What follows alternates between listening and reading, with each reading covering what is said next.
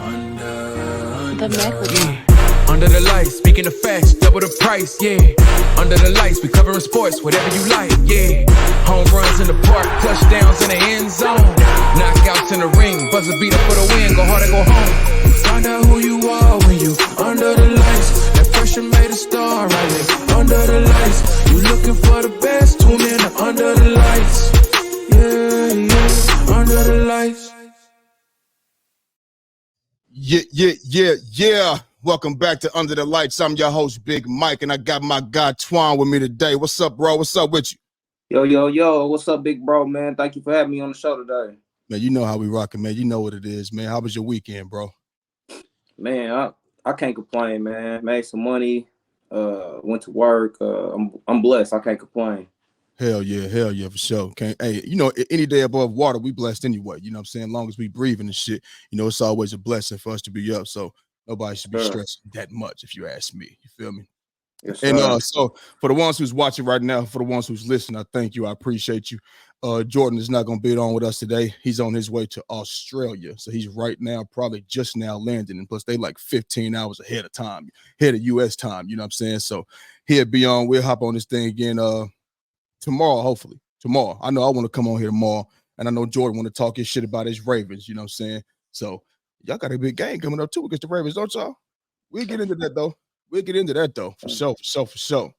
So my weekend was cool. You know what I mean? My team don't play till tonight, the Eagles. You know what I mean? I know you a Niner fan. I know you was, happy about y'all win, even though it's the Cardinals, you know what I'm saying? But I'm pretty sure you still, geeked about the win. Y'all got a nice win streak going on, you motherfuckers. You know what I mean? Y'all stepping on niggas and shit. You know what I'm saying? So, I'm pretty sure you feeling pretty well. But yeah, they doing their thing out there in the Bay, man. Man, they playing good football right now, and it's going into January. We finna finish up December, going into January, and they look like they right where they need to be. So yeah, they on that shit, man. Looking forward to see this Christmas game. Yeah, for sure. So let's jump right into this motherfucker there, man. So I'm loving this one. The Dallas Cowboys go on the road to Buffalo and get dismantled by the Buffalo Bills, 31-10. You know what I'm saying? What was your takeaway from this game? You know what I'm saying? You want me to go first? Yeah, go ahead, go first. And I'm going to piggyback on you. Okay. Now, people that know me, they know I hate the Dallas Cowboys. I'm an Eagles fan, nigga. I hate the Dallas Cowboys with all my heart and soul. I love when they lose. I hate when they win. Well, matter of fact, it's like a love-hate relationship with the Cowboys for me. I love when they lose, but I also kind of love when they win because at the end of the season, when the rubber need to meet the road and they hopes is up, they got all the hype around on the Dallas Cowboys. How about them Cowboys? You know what I'm saying? Right. Fall, and it hurts them bad. How about them Cowboys? You know what I'm saying? But my takeaway from this game was, you know what I'm saying? It's like, bro, the Buffalo Bills are better than what their record says. It's better than what their record presents. You know what I'm saying? Like, and it was a old school coach named by the name of Bill Parcells. He said, "You are what your record says you are." You know what I'm saying? And in most cases, that's true. You know what I'm saying? But bro, the Buffalo Bills are a damn good football team. The Buffalo Bills can go anywhere, anytime, and get a dub. The thing is, Josh Allen, he's just a roller coaster. He's so up and down, you know what I'm saying? And a lot of times, since he's been in the league, he lead the league in interceptions. You know what I'm saying? If you want to win football games and obviously win the big one, you can't do shit like that. But this was just complete, utter domination by a team that my Eagles beat. They got dominated by the Buffalo Bills. Bro, it's 21-3 at half. You know what I'm saying? Utter complete domination. Dak Prescott had 43 yards in the first half. He was 6 of 13. James Cook alone had 15 carries for 104 yards at the half and 6.9 yards a carry. And after that, he added, 2 receptions for 42 yards and a touchdown. The other running back, Todd Johnson, he even came in with 4 carries for 25 yards. That's 6.3 yards a carry. You know what I'm saying? Understand this, man. The Cowboys had 35 plays for 92 total yards. This is through 3 quarters. With 17 minutes and 35 seconds of time of possession. The Buffalo Bills had the ball, 52 plays, 275 yards with 26 minutes and 53 seconds time of possession. What is that saying? That's your defense. Your defense ain't getting off the field, nor is your offense staying on the field. You know what I'm saying? So what's so like the thing is, the defense, I just feel like it's extremely overrated. They're good, but you go back and look at LeBron, they put up big numbers against the bad teams, offensively and defensively. So if you look, first game of the season was the Giants. Obviously, we know that was 40-0. 40-0. It's the Giants. They're terrible. And the Jets, 30-10. They lost to the Cardinals 28-16. They beat the Patriots 38-3. They beat the Chargers, I think that was on like 20-17, some shit. They beat the Rams 43-20 or some shit. They had the Giants again, the Panthers, the Seahawks put 41 up on them. Like, bro, all of these numbers that they put up and defense shit they do against these bum-ass teams, and this is like this every year. It's like this every year. You know what I mean? I don't even know if Michael Parsons played or not. I don't even know if he played for the defense because he didn't show up on the stat sheet. I mean, I would say, stop comparing this nigga to Aaron Donald, and please, for the life of me, stop comparing this nigga to Lawrence freaking Taylor. Lawrence Taylor in that game is going to be chasing shit down. He's going to destroy your left tackle, whoever it is, and he's going to get to your quarterback, and you will take account for him. I'm not saying they're not taking account for Michael Parsons, but he in the big games when needed, he don't come through like that. And that's just a fact. You know what I'm saying? So my thing is this. Like I said, the Buffalo Bills, they're a better team than what their record says they are. They switched their offensive play caller. It's Joe Brady now. You know what I'm saying? And so they playing better football. It's been like that for this month. You know what I'm saying? And you've seen it even against my Eagles. Even though we won, that if Josh Allen don't throw that interception, what are we talking about? And James Bradbury made a tremendous play. He read it. It was a tremendous play. He jumped the route, cut his route out, jumped the route, boom, got an interception. Other than that, Josh Allen played he damn near played a flawless game. You understand what I'm saying? But who I was looking for was CeeDee Lamb. CeeDee Lamb, who everybody want to put at the top 5, top 3 type shit like that. And I've said this about CeeDee Lamb since day one. I do not think he that dude. He get all his money against the 3rd and 4th corner. They move him around in the slot all the time and shit like that. That's cool. They know his strengths because his weakness is outside the numbers with them true number 1 corners and them really good corners. You understand what I'm saying? So I'm obviously Tre'Davious White, he out for the Bills. He out all year long. So I'm looking for CeeDee Lamb, see what he gonna do. I'm like, let's see, okay. I know he gonna go out here and get a bunch of money, you know what I mean, on these corners, blah, blah, blah, blah, blah. But they had Teron Johnson, number 7, following him the whole game, with the exception of a couple plays with the zone coverage and shit like that. My nigga CeeDee Lamb had 3 catches for 33 yards in the first half. He ended the game with 7 catches and 53 yards for the whole game. That's 20 yards in the second half. And I promise you, all of them yards was garbage yards. It was in that prevent defense. We're going to give you everything underneath and not let you get nothing deep. And that's when they was working the ball downfield and they got that last little, their first touchdown of the damn game. You understand what I'm saying? But my thing is, people like to put CeeDee Lamb in this realm of these top receivers. And when I don't see you getting no money, I've never seen him get money against true number 1s or really good corners. It's always in the slot where you got a lesser, weaker corner. Not often we see lockdown slot corners like that. You know what I'm saying? Because you're really so busy trying to get all the other defensive pieces together outside the numbers for the number 1 receivers that come to town and shit like that. You know what I'm saying? But Teron Johnson, he's damn good. And he was in them pants. It's like he was in them pants the whole game, and he didn't produce nothing. Like, I wish people would stop really talking about CeeDee Lamb like that, man. You know what I'm saying? I can name you plenty of receivers right now that I'll take over CeeDee Lamb. Tyreek Hill, I'll take him over CeeDee Lamb. Stephon Diggs, I'll take him over CeeDee Lamb. Garrett Wilson, Amari Cooper, Jamar Case, George Pickens from Pittsburgh. He just with Kenny Pickett. If that man had a true quarterback, it'd be a fucking issue. You understand me? Because he beats number 1s all the time. I take Calvin Ridley over him. D-Hop, who's still beating coverage, who's still beating man-to-man coverage at his age. He got 2 steps on the man, but his quarterback, Will Levis, just be underthrowing the ball. Keenan Allen, A.J. Brown, scary Terry McLaurin. I take him over CeeDee Lamb. Amon-Ra St. Brown, old boy from Detroit, I will take him over CeeDee Lamb. Justin Jefferson, please. I'm almost definitely taking him over CeeDee Lamb. Chris Godwin, Debo Samuel from Yo Boys, Bang Bang Niner Gang boy. Yeah. I mean, That's what is that? 16 motherfuckers I just named. These are guys, and this is not no Cowboy hate. Like, oh, he just don't like the Cowboys. No, I'm going off of what I see. Obviously, I will tell you, I'm a Cowboy hater. I'm an Eagle fan. And what do haters do? They know everything you get. Anybody that's hating on you right now, bro, they know where you work probably. They know what school you went to. They probably know the chick you talk to or no other name because they always in your business some way, somehow. I'm watching every Cowboy game, nigga.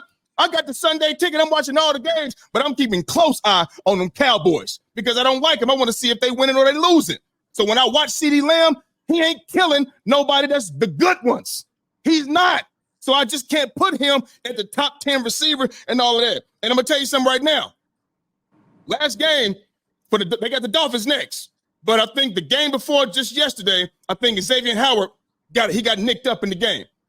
He got nicked up. They played the Jets yesterday, beat them 30-0. I doubt he played. I didn't even pay no attention to that game. I was flipping through it because I knew it was going to be a fucking onslaught, just like it was. You feel me? So if he back, and they got Jalen on the other side too, what I do know is that Jalen Ramsey, he like to follow. He like to follow. Now, I don't know how they're going to do it in Miami, but I know in Jacksonville when he was there, he'll follow you.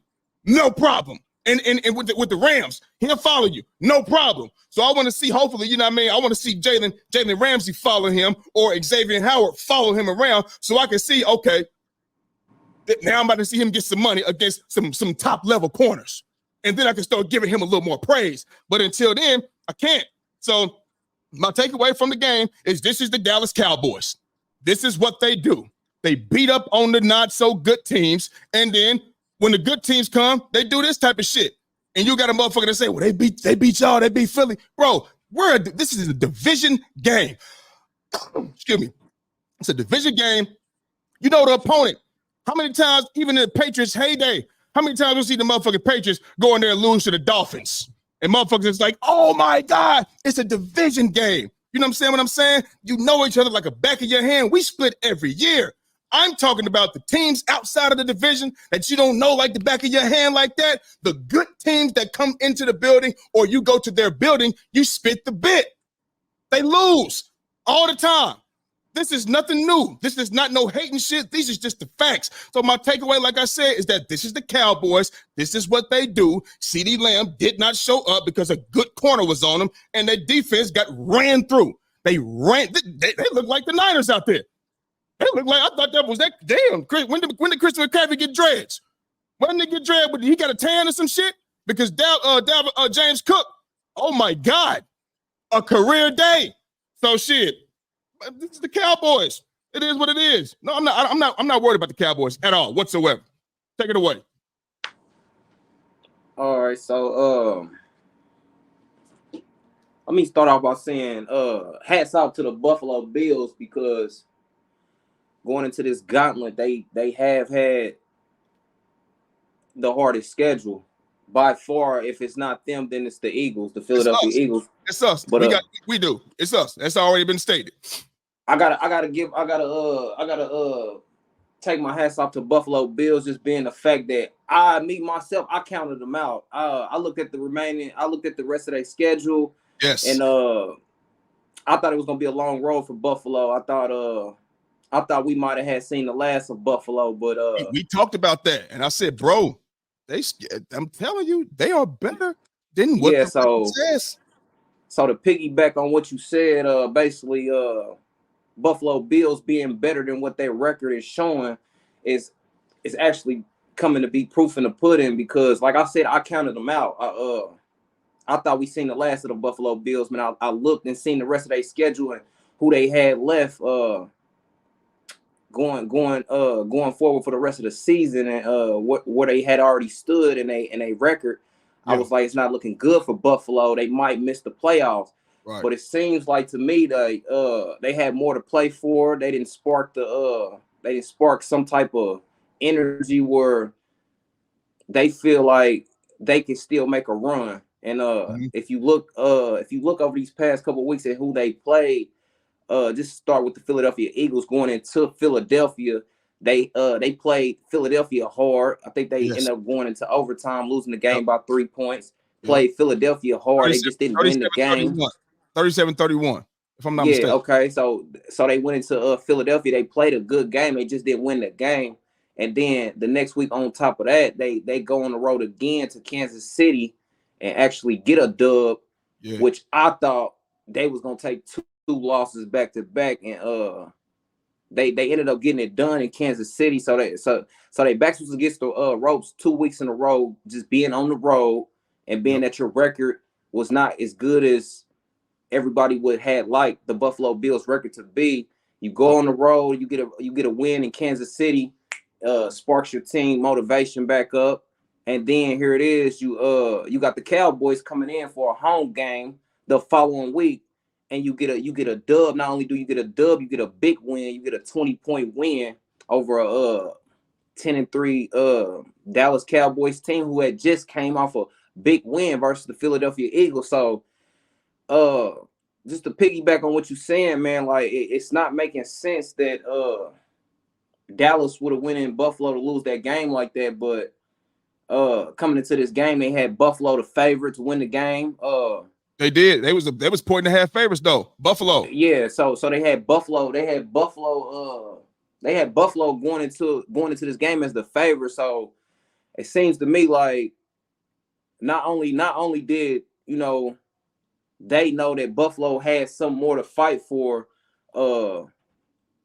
I'm just gonna go on and just give you your flowers. You knew it too, so I gotta say hats off to Buffalo Bills, man. I counted them out. I really thought they was on the fence. I thought they was on the ropes. I thought they was gonna have to regroup for next year, but it's looking like they still got hope. They got a couple more opponents that I know they still play the Miami Dolphins, and they already beat the Dolphins earlier in the season. And that's a divisional game, so like you said, them type of games could split because this team like the back of your hand, like you said. Chargers next. Not to cut you off. Chargers next. So they got the Chargers next. The Los Angeles Chargers have not been playing good football. They lost their starting quarterback. They lost their starting quarterback, and Justin Herbert and Keenan Allen might not play. So therefore, the Buffalo Bills have another chance to get another win to boost their record and to keep their season rolling. But like I said, they still had the Miami Dolphins at the end of the season, being that it's the divisional game and being that most likely two good teams in a division, they most likely split. Mm-hmm. And being that the Buffalo Bills have already beat the Miami Dolphins, it's still going to be that's still going to be a tough game for Miami. For Buffalo, because being that it's a divisional game and you already beat that team, it's hard to beat a team twice. And if you know football, you know that. So it's hard to beat the team twice, let alone a team in your division. So the Buffalo Bills, they got another game that they can put under their belt, but then again, they still have a game where you're going to be battle tested, and we're going to see how much you want to win. Yeah. And I'm gonna tell you something right now. New England is after the Chargers, and New England know they're not doing nothing. But the simple fact they know Buffalo trying to make this run to go and sneak in them playoffs. No. They're gonna have something to say about that. They are going to. I think, but it's a division game, and I think they're gonna make it tough. They are going to make it. Buffalo still wins that game, if you ask me. But I think New England's going to, because they know them. It's gonna be real tough. I think so. Okay, that could be true, and the only reason that could be true is because you get teams like this every year that ain't worth a crap throughout the whole season, and then want to be a season, what we call a season buster, basically where you don't have nothing to play for, and you're playing a team that you can shun on and that you can stop their hopes from getting somewhere. That's all New England is going to be good for in this game. And you, like you said, you probably still lose the game. So at the end of the day, it's going to be a hard-fought game. Like you said, it's a divisional game. You have nothing to play for. You're not going anywhere. So, we'll see what they do. I don't have no faith in them like that, but we'll see what they do. Yeah, but I'm telling you right now, man, like I said before, man, when Jordan was talking on here, I said, hey, the Buffalo Bills getting it, I don't think they're going to lose no more games. The two toughest games, I had them, I said they're either going to split that, and I said if they beat Kansas City, they can go to Dallas or Dallas, Dallas come to them and they can beat Dallas. I said it on the show, dog. I said it. And that's why I said hats off to you. That's why I said hats off to you, because not only did you know it, they knew it too. That's why they had the Buffalo Bills coming in as the favorite in the game. You know, coming into that weekend, they had Buffalo Bills as the favorite over Dallas Cowboys. Facts. So they must have seen something that we didn't. Well, that I didn't. That 2-0 right there. Listen, the confidence is through the roof. It is through the roof. And I think that confidence is just gonna carry on over, because the Buffalo Bills when they get into them playoffs, they are going to be scary. Scary. I wouldn't want to play the Bills if I was I wouldn't want to play the Bills. I would not. This what I'm gonna say. This what I'm gonna say, Big Mike. I was all for the Bills. at the beginning of the season. Josh Allen on the front cover of Madden. I said, you know what? They might think Buffalo got something in them. They put Josh Allen on the front cover of John on Madden. You know, not to say that means anything, but you get put on the front cover of Madden. You know, you're doing something. That's eye catching. Like you're doing something that's catching people's attention. So I was all for the Bills, Big Mike. I was all for the Bills coming into the season, but then this what started happening: the injuries. Like every year, Buffalo cannot stay healthy. You started losing important guys in the secondary. Tre'Davious White, you lost him. You lose him every year. That's the second year in a row you lost him. Yeah. You lose your other corner. In the young buck. Elam. Kyrie Elam. You lose him. You lose your best linebacker on the team. Milano. You lose him. You lose another guy in the secondary. Espinosa on the D-line. The injuries is keeping Buffalo from getting to the promised land, and I keep saying this every year. If they could stay healthy, they would be probably the number one contenders in the AFC, besides the Baltimore Ravens right now. Okay, and that's just how I feel. You know, if they could stay healthy, you know, but every year it's the same thing. Okay, so let me ask you this then: do you think with what you saying, with what you believe right now? Because I agree with you, bro, but the injuries do matter, because I'm a nigga that'll tell you injuries do matter. The injuries don't matter, and next man up shit. That's the most overrated slogan in all of sports. Because what you're saying is that this dude can come do what this guy does, and he's that's not how it works. And that's not how it works. The next man up is a mentality that they want you to have, because at the end of the day, the game still has to be played, and it's next man up. But that man behind you could be so far off. The only thing you can hope for is that the work that he put in practice, he also put in outside of practice. You know, it ain't what you do at practice. It's what you do away from practice as well, what the coaches and cameras don't see. You know what I'm saying? Right. The only thing you can hope for is that he put in the necessary amount of work and that he can fill in. Or maybe y'all can do it by committee. You know what I'm saying? But if not, that next man up shit is just total bullshit, if you ask me. You know what I'm saying? But with that being said, do you think Stephon Diggs is going to be out of Buffalo? Me personally, Big Mike, it's probably in Stephon Diggs' best interest to get out of Buffalo. Honest to God, that's probably his best interest to get out of Buffalo, because you stay around and it's going to be the same thing year in and year out. Injuries. Yeah. Next thing you know, it's going to be you, Stephon. And then next thing you know, you're not going to be playing. So the best thing he could possibly do right now is probably get out of Buffalo, to get out of Buffalo and to part ways. That's the best thing he could probably do right now, in my opinion, in my eyes. Maybe you know what I'm saying, a lot of people don't feel that way. Maybe he should stay, but I think he's gave Buffalo some nice years, and it's the same thing, man. You get to the AFC Championship game and you end up losing. The same thing. It's the same thing. So, Stephon, you got a decision to make. Hey, and Josh Allen was balling that game too. Exactly. But you remember Tyreek in overtime? He ain't gonna catch him. He took that motherfucking slant and went to the house. But big bro, to answer your question, it's probably in Stephon Diggs' best interest to leave Buffalo, man. To request a trade, and I can see him going to maybe Baltimore Ravens, going over there linking up with Lamar.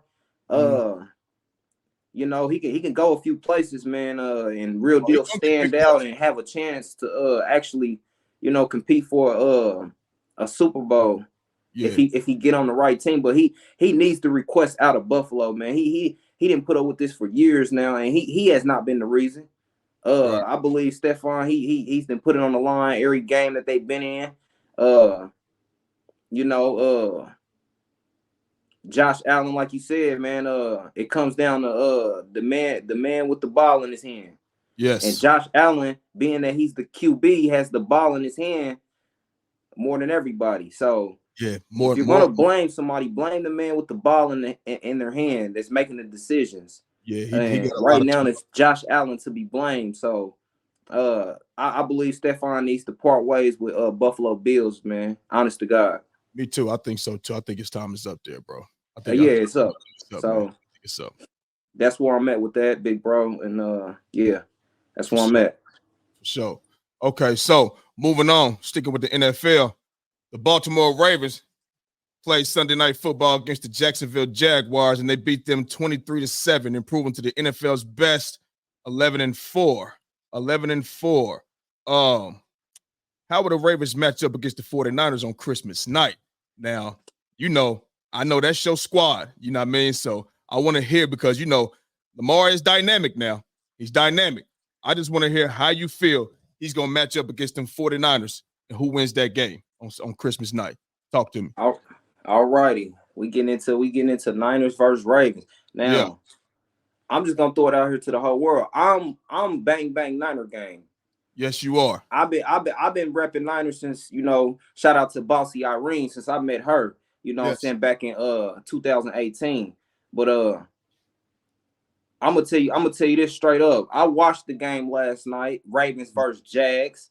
Yeah. I actually liked it what I seen out of Lamar being able to use his mobility to get out of jams and keep the play alive. Yep. But I'm gonna tell you straight up, you're back on the road. It's the second road game in a row for you guys. Coming off of Jacksonville win, you're going back on the road into the Bay Area on Christmas Day against a 49ers team that's looking immaculate right now.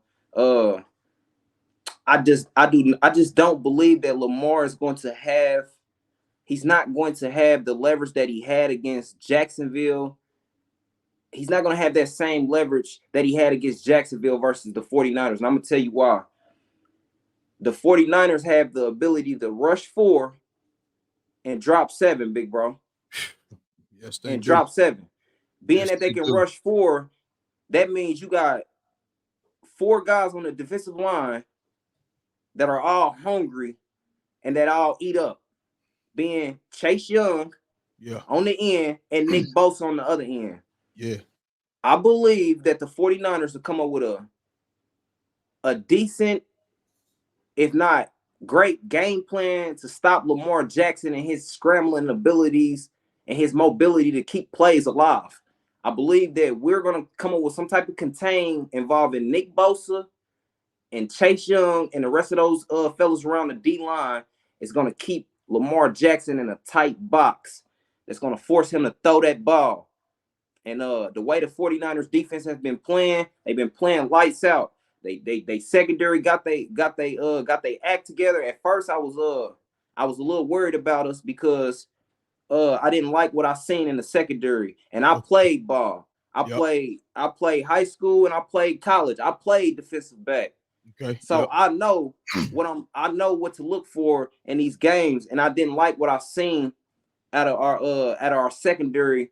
But I will say they have been playing lights out and that they got they act together for sure. The 49ers secondary got they act together. Tre'Davious Ward, hats off to you. You got some young guys over there doing their thing. We lost Hufanga and we replaced him with a young guy and he's been doing his thing as well. I just don't think coming into this game already that you're back on the road, so you're on back-to-back road games. I just feel like it's going to be a tougher task for Baltimore to come in San Francisco and get it done on Christmas Day.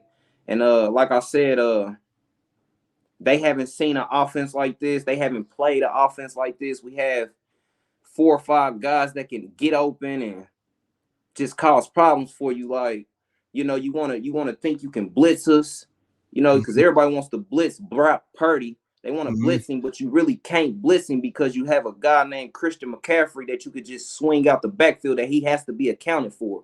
So you just can't blitz him like that.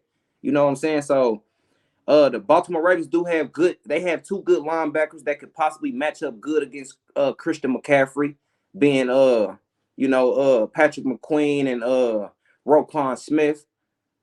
They had the ability to run sideline to sideline and match up with Christian McCaffrey and any running back for that sake. But I love Roquan Smith, boy. You said what, big bro? I love Roquan Smith, man. Yeah, he's out there. So they got 2 good linebackers that can actually run sideline to sideline and actually match up with actually good running backs that actually run good routes out the backfield, being in Christian McCaffrey. So they should have a good game plan for Christian McCaffrey, but they have to account for all the other weapons. All the other weapons, being George Kittle, being Deebo Samuel, being Brandon Ayuk.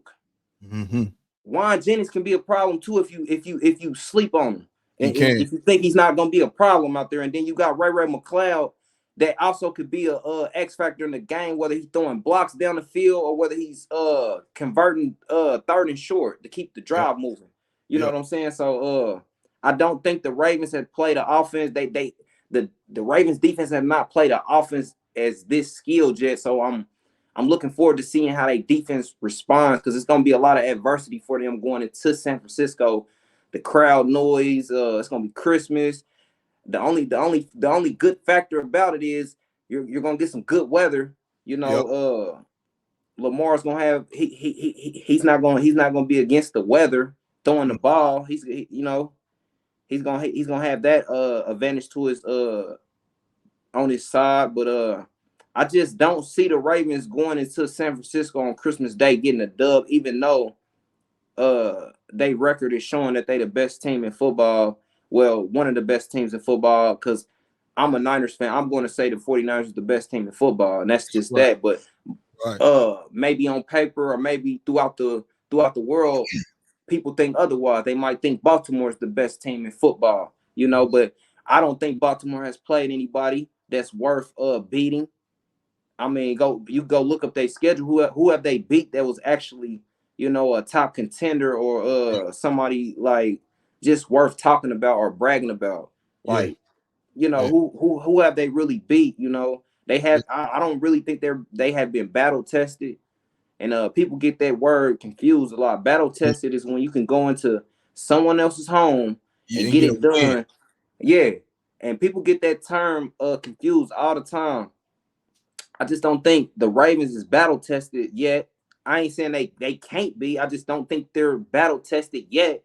They have not beat anybody that I would actually agree with saying that they was good besides the Lions.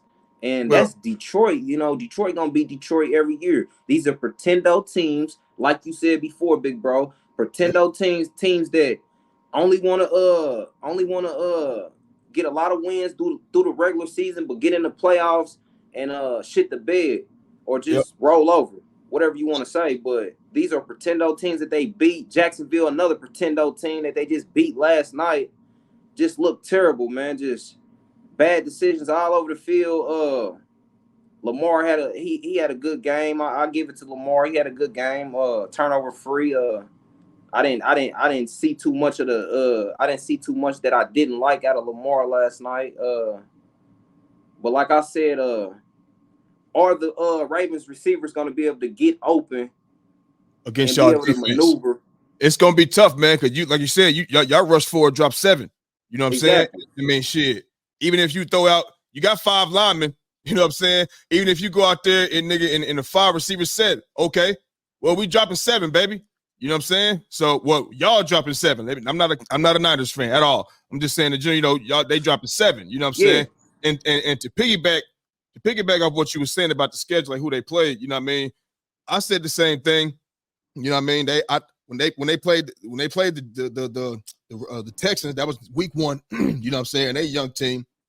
When they played the fucking the Bengals, Joe Burrow wasn't healthy. Everybody knows Joe Burrow didn't come into the season practicing. You know what I mean? He was out with a calf injury, and it showed during that game. He couldn't run, couldn't hardly move, and they still only won by 3 points.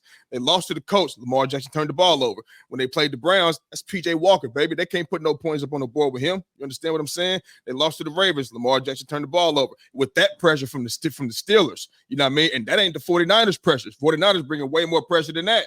And then they got the Titans. They beat the Lions. So when we talk about the Lions and the Seahawks and the Jacksonville Jaguars, this is what I equated it to. And I told my guy Jordan this. I said, those teams, think of like superstars and stars, right? Players. When you see a superstar player or a superstar team, you know, like the Niners, the Eagles, the Ravens, shit like those are superstar teams. When you go up against a team like a star team, the Lions, the Seahawks, the Jacksonville Jaguars, you're going to get stepped on. You know what I'm saying? And that's exactly what you see the difference in talent or just coaching or whatever the case may be, decision-making, all of that. You know what I'm saying? So I just really wasn't putting a whole lot of stock into beating the Lions, the Seahawks. And trust me, bro, anytime if you're going to have a real legit football team, I mean a real legit football team, and they are a serious force, Geno Smith is not going to be your quarterback. Unless you're telling me that's the Legion of Boom on the other side, you know what I'm saying? And he can manage the game. Just don't turn it over. Don't turn it over because we got Richard Sherman over here. We got Brandon Browner. We got Cam Chancellor, Bobby Wagner, all of them, Michael Bennett, all of them boys. Okay, cool. But that's not what this is. So the Seahawks, they've been down for a while, and we haven't. So when they was starting the season, they were starting off good. You got to look back at their schedule too. They weren't playing nobody either. You understand what I'm saying? So I don't put a whole lot of stock into that. And I'm with you, man. They haven't played. Matter of fact, they lost to the Browns, you know what I mean, when Deshaun Watson actually played, and they still was without Nick Chubb, who I think is right on, you know, what separates Nick Chubb and Christian McCaffrey is Christian McCaffrey, you know, receiving, catching ability. You know what I mean? Exactly. Nick Chubb running the football was second to none, you ask me. Strong, all of that. And they lost with that. They when they played the Bengals again, you know what I mean? Joe Burrow, he was on point.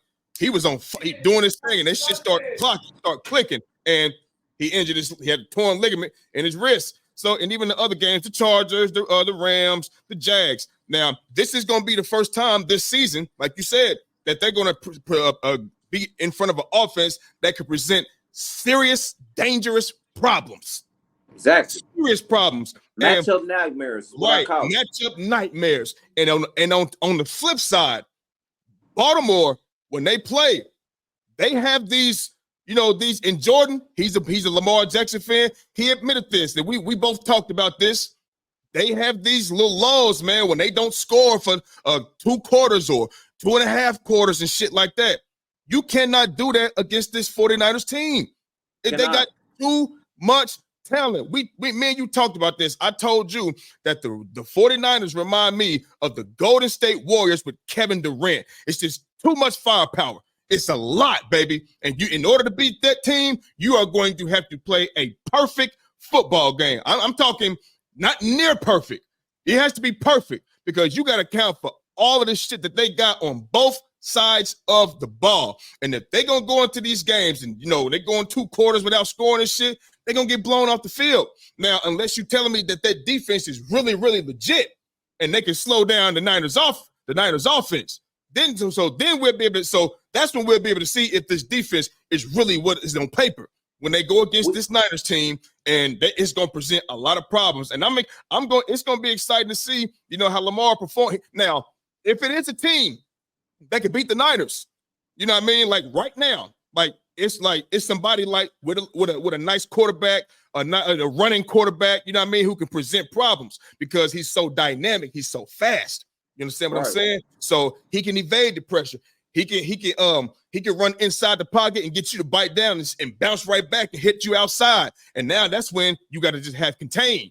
You can't get too hungry, too eager. Now if they play the lanes, they contain, force him. If it was me, I'd force him to the left and make you not let you break out to the right, not let you roll out to the right, make you roll out to the left because you're a right-hand quarterback and just make it tough for him. But yes, how do they match up, man? I don't know, dog. I'm gonna have to sleep. I'm gonna have to sleep on this. I don't know. And this is what I call a no-brainer. This is something I don't really have to sleep on because I know football, I know logic. Yep. They're gonna make it hard for Lamar to keep mobility and keep plays alive, man. I'm telling you right now, I'm watching the highlights, the 49ers defense versus the Arizona Cardinals. They're dropping 6-7 guys in coverage, and they're taking all the underneath, all them sit down routes away. We're taking that away, so you don't have any real check downs for people just to catch the ball, Zay Flowers, and to get 25 extra yards. It's not going to be that easy for you. Yeah, you get what I'm saying? You're not. It's not going to be that easy for you because we got guys in coverage that can drop back and get underneath those routes and take away that window. It's not going to be that easy for you, and you're still going to have Nick Bosa and Chase Young. And you're gonna have Randy Gregory, Amir Hargrave. You're gonna have a lot of guys coming for you. Randy Gregory, Armstead. They're gonna use Randy, and I believe they're gonna use Randy Gregory more this game because he is the best. In my eyes, I believe he's the best contained guy that you can put on the D line. I just feel like he's the best contained guy on the D line that we had to offer. Not to take nothing away from Nick Bosa or Chase Young. I just seen Randy Gregory, especially when he was at Denver. He was doing this at Denver. He can keep the contain. He can keep contain on Lamar, and I trust him to do that this Sunday. I trust the whole D line to keep contain on Lamar and not let him use his feet to keep plays alive. I mean, listen, bro, he was sacked 3 times against the Jags last night. Exactly. You know what I'm saying? And this is the Niners. You know what I mean? Like it's gonna be listen, man. And when I say I don't know, I'm like, okay, is this gonna be a blowout or not? Because I told you, bro. Like I said, y'all like I said, it's like the Warriors with KD, bro. I mean, you are gonna have to have a perfect game. Lamar cannot turn the ball over. He's going to have to be able to extend the play. He's gonna have to do that if they're gonna have any type of chance. You know what I'm saying? But any given Sunday, though, baby. And any given Sunday. You could be off a little bit, you know what I'm saying? And it could turn the other way, you know what I'm saying? So, and I'm just saying, I'm doing this because of Lamar's dynamic capability. You know what I'm saying? Exactly. That's because if you can extend the play, now it's a scramble drill. And I know you dropping 7 and shit. I know, but when the scrambling start, that dropping 7 shit. I mean, now you turning around and everything to see where niggas is at. You know what I'm saying? Okay, and big bro, and that's where I came in and said, like, that's where we're gonna have to keep contained. And if you play football, yes, the defensive end has to keep contained. You cannot let him get outside. You can't get too hungry. Yeah, don't go inside, contain outside, force him inside. If we keep contained, which I'm sure we will because we're a disciplined football team, and keep Lamar Jackson inside of box and keep him closed in, it's going to be very hard for him to beat us with his arm. And that's just me personally. I just feel like Lamar beats a lot of teams with his legs because it keeps his arm alive. Yeah. And you stay in that box. And you stay in that box and you ain't got nowhere to run or to try to make something shake and try to extend the play, that's when the problems come in, and that's when he's gonna make the mistakes. And I'm looking forward for him to make mistakes come Sunday. I think he throws at least 2 interceptions. 2 picks? I think he throws at least 2 picks against this Niner team at home. But the Ravens can get to the quarterback too now. Dak Prescott came out there through 2-3 picks, you know what I'm saying? Yeah. But the Ravens they lead the league in sacks. They lead the league in sacks. They can get to the quarterback too. You understand? Okay. And they do have that run game. You know what I'm saying? That offensive line is prepped for run game. You feel me? I think we're gonna see about 30-40 rushes from the Ravens. And with the same, maybe, because I don't think the Ravens defense is slouches. I know we haven't seen them against the top competition. You know what I'm saying? I don't think they slouches, though. You feel me? You got them 2 linebackers. I think you got Roquan and Pat Queen. You know what I'm saying? They can do damage. They got Marlon Humphrey in the secondary. Marlon Humphrey, Hamilton coming. I mean, he can make plays, man. Yeah. I think this is going to be a really good football game, bro. I think it's going to be a really. You think it's going? What you got the score? What you think the score going to be? Well, I'm gonna tell you straight up. Coming into this game, they already calling a 4.5 point game. Yeah. So they're Yep. calling a tight game. I'm gonna say this is gonna be a 3-point game, man. I'm thinking being that the Niners score a lot of points and being that the Ravens can score the ball. They're just not a team that can't score. They score the ball. They can They score. can, but they can't have them lows. Them when they not. I tell you what, go a quarter or 2 quarters without scoring the ball against the Niners and see what happens. It's not gonna work. It's not gonna work. That's like you said, Golden State with KD and they play their best basketball in the third quarter, and you come out here and shit the bed in the third quarter. Yeah, you're not gonna beat that team. Right. Now you know keep in mind, Vegas. When you were the home team, they giving San Francisco even more of an edge because you said it's 4.5, right? Is that what it is? Yeah. That's the line. So home team automatically get 3, automatically. Yeah. You know what I'm saying? So it's 4.5. So they got they saying, oh please, they gonna go ahead and they gonna catch this L. You know what I mean? That's what's going on. That's what they're gonna do, and that's basically what they saying in Vegas. You know what I'm saying? Basically, yeah. Basically, it's basically what they're saying, and I'm not gonna go against my team in this spot. Right. I got the Niners winning the game and keeping the season rolling and keeping that number 1 seed in our favor. Okay. Because, what's the score? You say what do I predict the score will be? Yep. What you think the score gonna be? We averaging at least 30, but they got a cool defense, so we're probably not gonna put up exactly 30 this game. I'll say probably I say we're looking at a 24. We're looking at a 24-21 game. Or we looking at a 24-17 type of game. Okay. So walk-off field goal?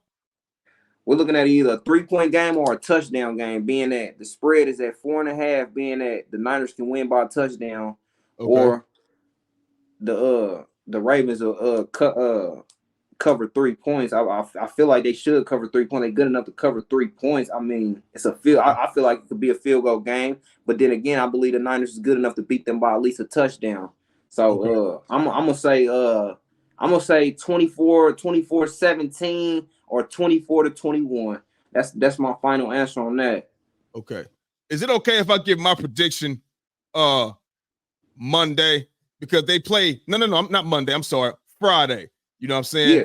Is it okay? Because I don't know if you, I know you probably be at work and shit like that. You know what I'm saying? So we might not be able to come back on here with you on Friday. But obviously, I'll be on here Friday. Jordan will be on here Friday, and I just got to sleep on it, bro. I got to sleep on it because I'm just thinking about the dynamic capability of Lamar, his ability to evade the pressure, man. Because you can have the 4 and drop 7. Lamar can get outside. And he can. Now you forcing Dre Greenlaw and Fred Warner to make an open field tackle. Yeah. And man, I trust Fred to make open field tackles. Dre Greenlaw. On Lamar. I trust him more than Dre Greenlaw. But all they need is the first down. You know what I'm saying? To extend the drive. He ain't got to get 30 every time. And that's where I'm trusting the D-line to do their job and to make it, don't make the linebackers' job harder than what it already is, because it is a hard job to try to get Lamar Jackson down in open field. Yes. So I'm trusting that the D-line does their job, which Nick Bosa, he's a smart guy, man. I believe he does his job, and I believe Chase Young does his job as well. And if he doesn't, the other guys will correct him, if that makes sense.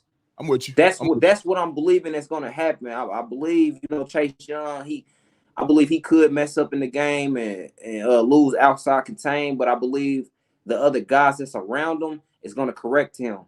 They'll make it right. And I feel like we get the job done, man, just off of that, man. And and that's where I'm at with that, man. So and we just went against a scrambling quarterback in Kyler Murray. So but come on now. I get it, but come on now. Yeah, that's the Cardinals O-line. You know what I mean? They are so far from any contending anything.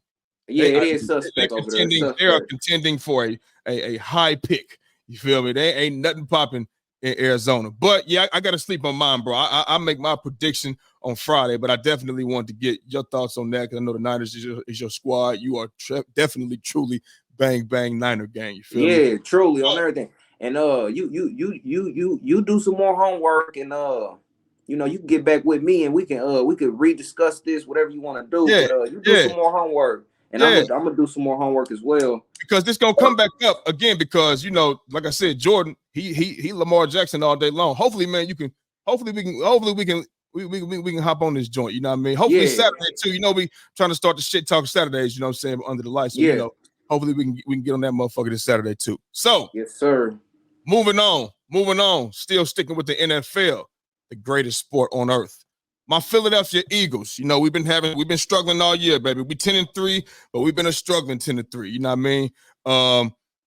They replaced the defensive coordinator Sean Desai with ex New England Patriots. He was the senior defensive assistant.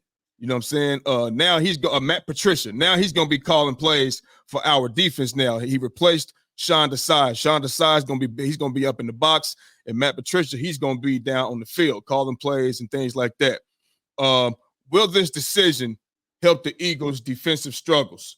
I don't know. I gotta see. This ain't New England. You know what I'm saying? It's not New England when you were in your heyday. You know what I'm saying? I mean, especially if we're talking about this game. I mean, D. Slay, he not playing. He had arthroscopic knee surgery. You know, he gonna be out for a few weeks. You know what I'm saying? And even when he do come back, you gonna be good. You know, you gonna be all right. You know what I'm saying? So now our number one is James Bradbury. You know what I mean? And James Bradbury, he hasn't had the best year, but he hasn't had a bad year. They attack our linebackers. You understand what I'm saying? Because they are not the best. Nicholas Morrow and Zach Cunningham, they're not the best. They've been getting picked on all year. And that game against the Niners, hell, Nicholas Morrow gave up 5 catches for 175 yards and 2 touchdowns. You know what I'm saying? So, but hopefully, you know, Shaq Leonard, we got him there. That hopefully he gonna have a bigger role tonight. So it's gonna be him and Nicholas Morrow. And like I said, Nakobe Dean, he's still on, you know, IR for the fucking foot. But I don't know, man. It depends on what position you're going to have us in. You know what I'm saying? Like, how do I know? Did you have insight on the plays that Sean Desai was calling for us before you took over at play calling? I mean, if you was the senior, you know, defensive assistant, you know what I'm saying? I don't know how close he was, you know, with Sean Desai and, you know, going over which plays is going to be called in this situation. Because, you know, coaches don't sleep much during the season, especially during the week. They got 100 hours plus worth of film study to do. You know what I mean? You got to know what they like to do on first, second, third, and fourth down, whatever the case may be. You got to understand all of that. So it ain't a lot of sleeping. You know what I'm saying? So I mean, I hope it helped. I hope it does. Hopefully he can come with some creativity because just, you know, running forward on the D line, you know, the D line been cool. You know what I'm saying? But we need some creativity on that line too, though. And what I mean by creativity is this: where's the stunt set? Where's the twists? Where it's at? You know what I'm saying? Fool the D lineman or fool the offensive lineman. Make that defensive tackle, you know, go to the C gap, nigga, and enforce that left tackle to come down. And then, that defensive end, he's coming back middle with a twist. Make it confused. Everything's so fast, you don't see that. If you see a man coming down this way, you know what I'm saying? Well, goddamn it, this motherfucker, they both gonna collapse that area right there. And then now you got that defensive end, he's twisted coming up middle. He's just basically taking the eyes of the guard and moving them out the way so that end could come through and make a play. We don't have no creativity like that. Where is it at? You know what I'm saying? And for motherfuckers to be running just flat out wide open on our defense, we play zone and man. But when it's like you do it at the wrong fucking time. Now, if you're just telling me every time that somebody was wide open, that's just they just beat man coverage. Okay, cool. But that's not true. It's not true. So the plays he be calling, motherfuckers be running wide the fuck open. So it's either you calling the wrong shit or maybe motherfucker don't know the plays. Which one is it? So I'm hoping that him calling the plays will better our team, the better decision making on his behalf. You know what I'm saying? Putting us in position to make those plays. Because, you know, just like I know, it ain't just go out there and line up and just go. It ain't that. A play is called and you have to be in this area. You have to be there. You understand what I'm saying? So, I mean, and this is DK Metcalf on the other side and Tyler Lockett, motherfuckers who make plays. These guys are playmakers. You know what I mean? And I was more confident with D Slay on DK Metcalf because D Slay, he can move. And DK, he's a big guy. He's not he's not that real fast twitchy dude you're gonna have a problem with. He's a bigger guy. You know what I'm saying? So he can keep up with that a lot better. You know what I'm saying? Versus if he was like a twitchy guy. You know what I'm saying? But man, I don't know, bro. I don't know if it's going to help. You know what I'm saying? It's all going to. I'll be to tell you better after tonight, I guess. And I don't think Seattle's a good team. I think it was 1-3 coming into last week or the week before, some shit like that. I don't think they've won a game since. You know what I'm saying? So I don't know. Hopefully it helps, but I'll be able to tell you more, you know what I'm saying, or what I think what can happen with this defense after tonight's Monday Night Football game. Until then, I don't know because this ain't New England. This what I'm gonna say. It's not New England. You're absolutely right. It's not New England. It's not that. This is a whole new system, and you don't have the same guys that you had in New England that you can actually run certain defenses with. You got to have certain guys to run certain defenses. You had J.C. Jackson. You had all them guys over there. You can run certain stuff. You know what I'm saying? You can run. You got Devin McCourty in the back. You got all these linebackers, Judon, and you got all these guys you can run certain stuff with. Now it becomes a factor because you're taking over the play calling here in Philadelphia, but you got guys banged up. You don't have the guys to run the same things as you did in New England, which absolutely makes sense. But I'm gonna tell you straight up, I'm gonna tell you like it is. It's not a bad move moving him to having him call the defensive calls this week. It's not hell a bad no, call because hell no, we can't get no worse. We already exactly third down conversions on defense. Yeah, it's not a bad move for you guys because for one, big bro, I've like Matt Patricia. That's a name that lingers. Like he's not. Every time I hear about Matt Patricia, it's something of like a step and like he's going up the stairs. Like it's never like going down. A D grade. Like you know what I'm saying. I'm always hearing something.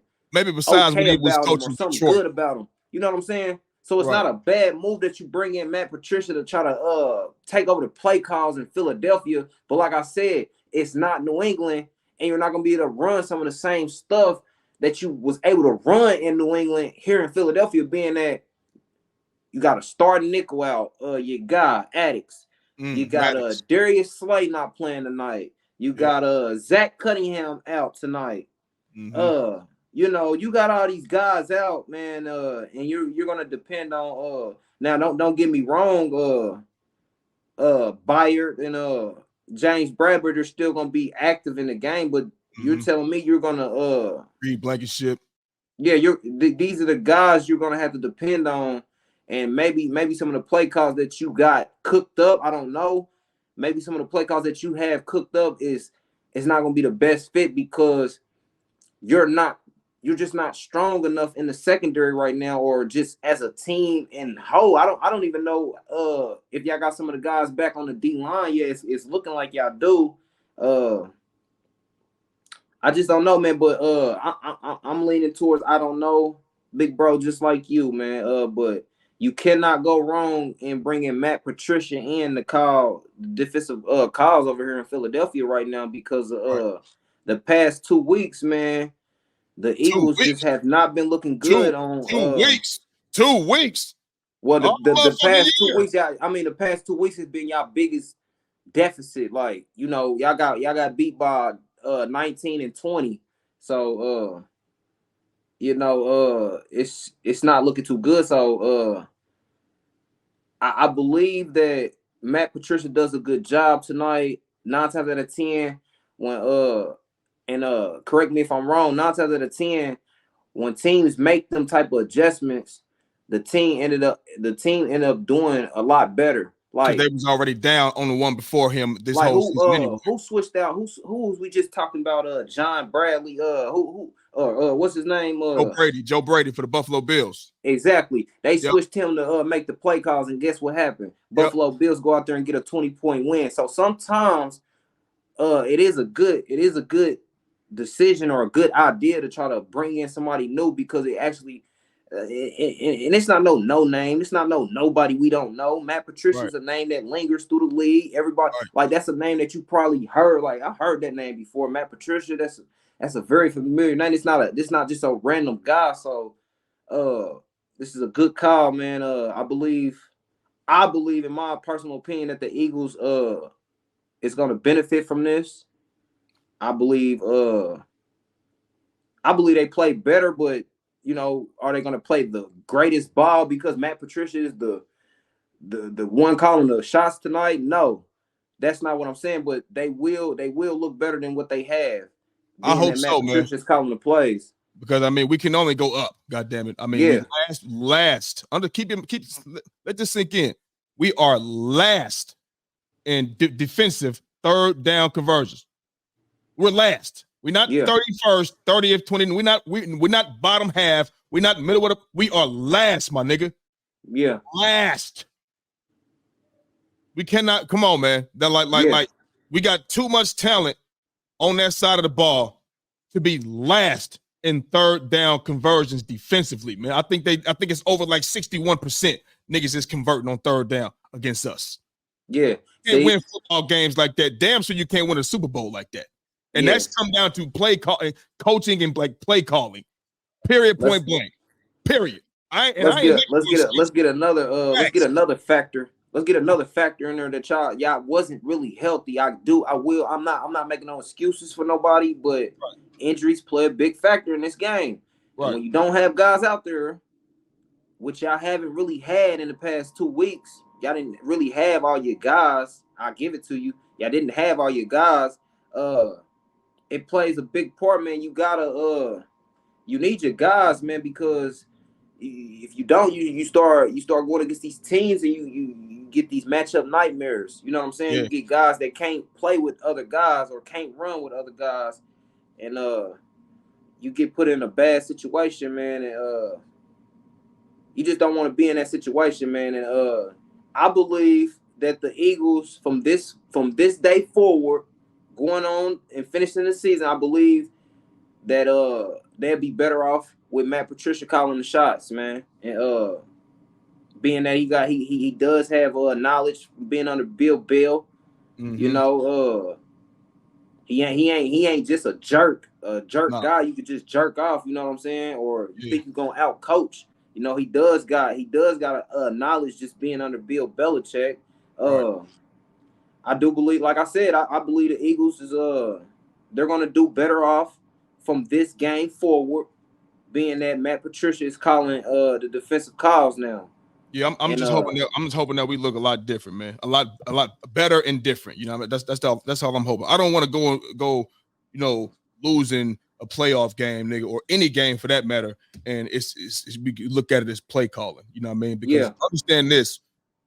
The whole entire Eagles fan base, every fan, nigga, has been calling for the offensive coordinator job and the defensive coordinator job, even when we was undefeated, baby.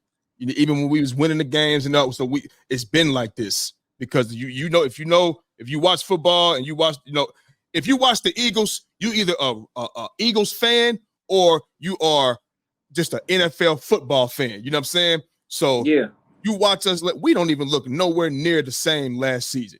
On either side of the ball, nowhere near, especially not on the defensive side. No, at all. You know what I'm saying? There's too much talent out there for it to be like that. You feel me? And that's play calling. I was like, I know when they about to do that motherfucking the QB draw. I know when it's too predictable. It's too predictable. And if I know that, you know what I mean? You don't think the motherfuckers who work 100 hours a week watching film don't know that? That's actually in the NFL. That's their job. That's their job. They know what's coming. It's too predictable. Where's the creativity? The Niners, one thing I credit Kyle Shanahan on is being a damn good play caller. You understand what I'm saying? And if you give him a team like that, he gonna go up with that shit. With what y'all got, He doing a fantastic job. He a cold play caller regardless. He comes from the play calling tree. His father, Mike Shanahan, was a dog. You understand what I'm saying? So he comes from that. His mind is all the way there. You know what I mean? Y'all have creativity, motion, all of that. You know, like I know, how hard it is for a corner to cover a wide receiver that's in motion. He can't run in front of the linebackers. You got to run behind them. You got to run behind them. Behind them. And if you do run in front of us, nigga, and that ball is height, guess what? I got to come forward unless I know for sure it's a pass. I'm going to run into you. It's happened before. No, but that's creativity to get him open, to do that. And when I see, Deebo Samuel, he catches shit out the backfield. Okay, that's to get him open. That's cool. Do what you got to do. But that's the creativity, man. You know what I'm saying? We need that offensively and defensively. That's it. That's what we need. Better play calling, and that will bring the creativity. And I can only hope that this helps us go up, play better. You know, because once you would have coached like that all this time, and we ain't doing it, we getting cooked all year long. Your belief in that coach kind of goes out the window. Because, bro, what the fuck is you doing? Right. We know we nice, but you calling this and you putting us in this situation. Obviously, they're not gonna speak about it publicly, but you're not telling me when they go back home and watch film or they text with each other, what the fuck is he calling, man? I can't stand when he called this shit, blah, blah, blah. So hopefully this shit, you know, it can get fixed tonight or look a whole lot better. Because at the end of the day, Geno Smith ain't playing if I'm not mistaken, but if you're gonna be calling the same shit, Drew Lock might look like a goddamn veteran. So it is what it is, man. Hopefully we can get it together. Yep, hopefully. And I believe that y'all will. I believe that it does look a little bit better. That's where I'm at with that. Okay. So moving on, we're gonna transition to the NBA. We're gonna transition to the National Basketball Association. Now, we had something happen in the NBA last week with Draymond Green. He was suspended indefinitely from the NBA. You know what I'm saying? Now, he turned around and he want to act like he accidentally hit Yusuf Nurkic in the face. And I'm talking about it now because didn't get a chance to talk about it last week. You know what I mean? So I just want to give my thoughts on it. And I want to hear from you about this shit too. You know what I'm saying? So he got suspended indefinitely. Now, indefinitely doesn't mean forever. You know what I'm saying? That's just, we don't know when you're coming back. We don't know. You're going to have to meet these team needs and meet the NBA needs, you know what I'm saying?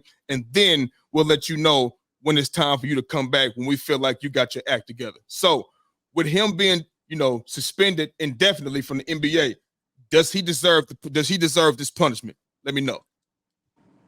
Big bro. Yeah. Good. Hey, I'm gonna keep it real with you. I'm gonna keep it real. Hey, absolutely, man. Absolutely. Yeah. That is my answer. Absolutely. I'm standing on it. Yeah, absolutely. I'm gonna say absolutely because it is. Draymond Green, this is not your first. Listen. This is not your first encounterment with a situation like this. Understand, big bro. You done had 3, 4, 5, 6 altercations, man, where it just looked blatantly like you've done something on purpose. And let's go and we can run the film back. Yep. And we can watch it all day long. Mm-hmm. At the end of the day, Draymond, this does not look good, man. This doesn't look like it was incidental. It doesn't look like an accident. This looked like you intentionally was trying to turn around and strike a man. Yes. Like all because of whatever. He had you boxed up. Yeah, he grabbed on your jersey. I don't care what the reason is. I don't care what the reason is for this. Like this is not acceptable, man, in the NBA, man. He needs to be suspended indefinitely until, because I'm agreeing to the fact whoever put this rule in place, I'm agreeing with it. He needs to be suspended indefinitely until he figure out if he wants to play basketball or if he wants to box. Facts. Period. Because last time I checked, the NBA has played with five teammates. You got you and 4 other teammates. It's a team sport. And boxing is a one-on-one thing. Yes. So if you want to box Draymond, you need to go sign up for boxing, not the NBA. Mm-hmm. You know what I'm saying? You want to fight and strike people, they got a place for that. And like I said, big bro, I'm going to agree with whoever set out the rules that Draymond should be suspended indefinitely because this is unacceptable, man. You struck a man. You turned around, your fist was bald for one. You had a bald fist, so it's not like you was trying to fight for a position and trying to real deal move a man out the way with the palm of your hand. Yep. It's not what that, he doing, Draymond. man. He know what he doing, man. If you run the film back, big bro, you will see it just like everybody else seen it.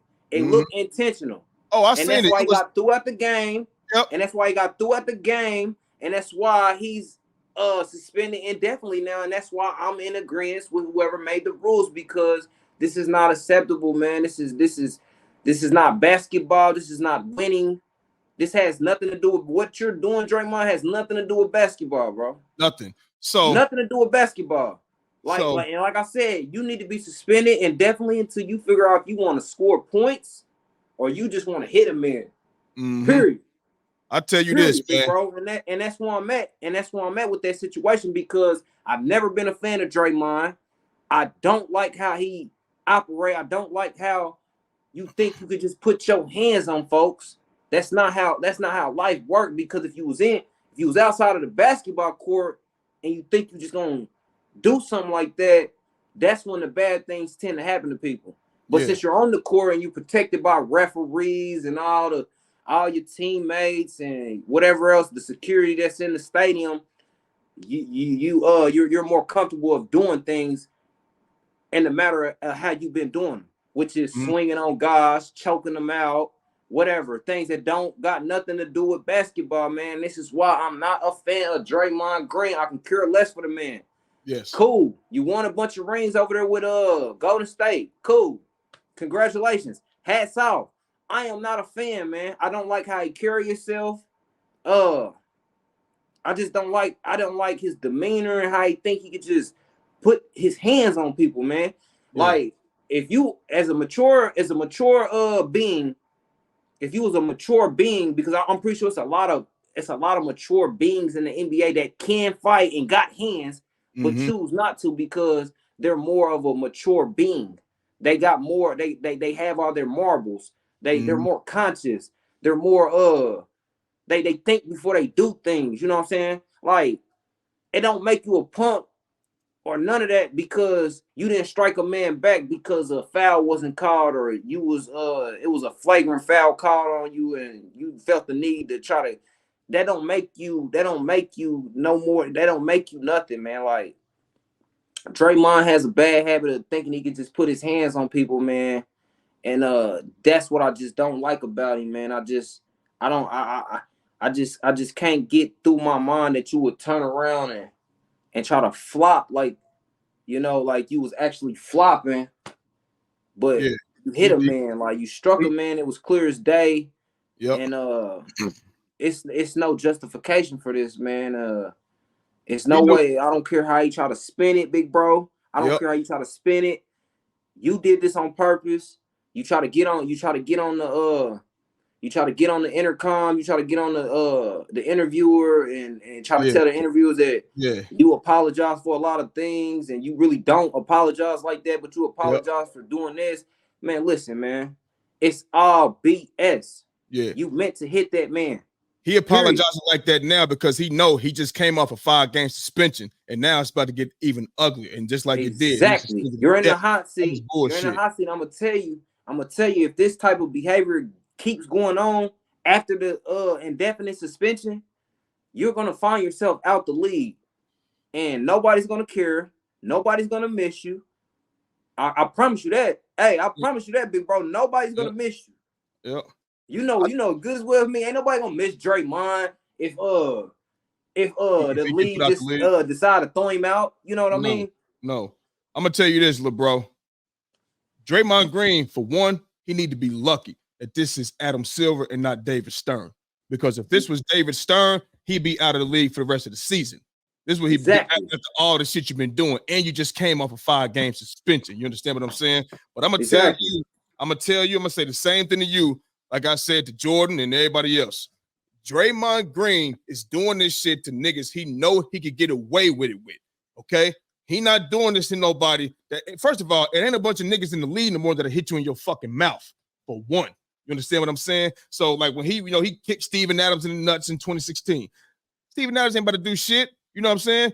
And he tried to swing at LeBron in the nuts in the motherfucking finals in 2016. That's why he got suspended for one game. He choked out Rudy Gobert. We know we just seen that. Stepped on Sabonis' chest on purpose. He stepped on his chest on purpose. If you grabbing my right leg, bro, I'm hopping on my left leg. There's no way I'm going to be able to bring my right leg down, step on you, and jump off. It don't work like that. And then to say the offensive foul against Herb Jones, nigga, he ran through him, offensive foul. All right, cool. But you had your feet on his head, and we can see that you're pressing your feet down on this nigga head. You know, and then like in the finals, you swinging your elbows at Grant Williams and shit like that. You know that young nigga ain't about to do nothing. He in the finals. He a young player. He ain't about to do nothing. You calling everybody bitch ass niggas at the Memphis. All you niggas pussy. All you niggas pussy. Type shit like that. And now you hit Nurkic in the face. Ain't none of these niggas in the league about to do nothing, man. That's why he keep getting away with it. You feel what I'm saying? Because ain't nobody hit him in his fucking mouth. But I'm going to tell you like this. You forgot the. I don't mean to cut you off, but you forgot the incident with Jordan Poole too. Oh, and yeah, and right. And then you swing on little Jordan Poole. Everybody named mama know Jordan Poole ain't about no action. You're going to walk up on little bitty Jordan Poole and hit that dude. Stop playing, bro. You're getting no cool points for that. You not tough. Everybody knows, first of all, bro, listen, and what I'm hating to see right now is that anytime they see motherfuckers acting stupid and shit, oh, mental health. Stop that shit. Ain't nothing wrong with Draymond fucking Green. Ain't nothing wrong with Draymond Green mentally, nigga, because if that's the case, it been something wrong with him for 5, 6, 7 fucking years. And he been doing bullshit. And if my thing is this, I know people who really have mental health issues. I know motherfuckers who really have mental health issues. Motherfucker got schizophrenia. I know a chick, the daughter got schizophrenia, man. Can't even sleep well at night because she thinks something gonna happen to her fucking daughter. She might get up in the middle of the night and wander around the goddamn street in the neighborhood somewhere and not find her way back. Got somebody else that got schizophrenia. You feel what I'm saying? Motherfucker got a voice in his head telling him to go to the top of the fucking steps and fall backwards and bust his whole motherfucking shit open. Know somebody else who get with mental health problems and deal with seizures and bipolar and shit like that. Real, motherfuckers like to say motherfucker got an attitude. Oh, they bipolar. Stop doing that shit. Because motherfuckers that really bipolar and shit really have it it's not that good for them. This motherfucker's on the ground having a seizure face down in the carpet. And if she wouldn't have gave her sister the goddamn key to her crib a few days prior, nobody would have been able to get in. And if she on the ground face down in the seizure, having a seizure, what's next? She going to the morgue. So I hate when people try to bring up mental health shit just because a motherfucker out here acting stupid and shit. Draymond, because if you was really having mental problems when Marcus Morris slung you down by your face last season and you got up and did absolutely nothing, if you had mental, you would have clicked on that man. You would have clicked. So where was that same energy against somebody that's really about that action? Because everybody knows in the league, Marcus Morris throw them hands. He throw hands. Everybody knows this, but he didn't have that same energy towards Marcus Morris. If he was somebody with smaller and, frail and shit like that, he'd have been bitch ass nigga this. He'd have been saying all the shit he'd been saying. You understand what I'm saying? And so it starts with Draymond. Obviously, we know this. But the second motherfuckers in blame is the Golden State Warriors because they've been allowing this shit to go on for years. And if you don't put nobody in their place, they only going to keep doing more and more. It's like a nigga that robbed. He might start off stealing candy at Family Dollar. Now he might go to Walmart. He might steal some from there. He might start stealing TVs. He might start kicking in trap houses, nigga, getting the money. It's the more you get away with, the more you're going to do. And we're seeing that with Draymond Green. And I don't want to hear about no goddamn mental health problems because, like I'm going to say it again, if he had mental health problems, when a motherfucker slung you down by your face, you would have got up and did something. And he didn't throw a hand. Marcus Morris stood over him. He didn't do nothing. Got up and just started walking away and wanted to talk like this. Marcus Morris over here, you doing all of this shit, talking crazy. You had your chance to do something. Where was the mental health problems then?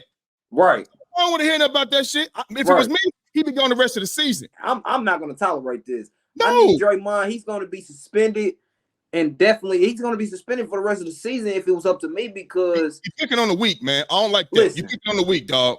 Listen, man. Maybe not everybody come from maybe not everybody come from a side of town where it's about that action, and maybe everybody don't know.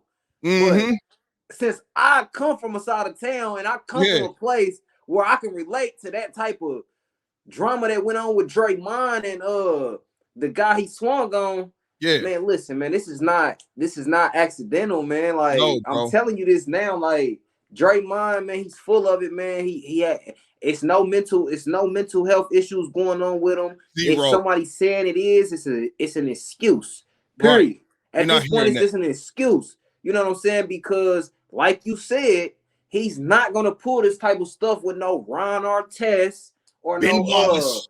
No Ben Wallace or no Udonis Haslem Wallace. You know what I'm saying? These guys who throw hands, you know what I'm saying? No Jermaine O'Neal, guys who real deal throw hands and about that action. He's not about to just flash out and be all in God's face, or he's gonna think twice about putting his hands on this man. Because he's just as crazy as you. If you think you crazy. You know what I'm saying? You know what I'm saying? Like, that's all I'm saying. Like, and I said it before, man. I'm gonna keep saying it, man. I've never been a fan of Draymond Green, man.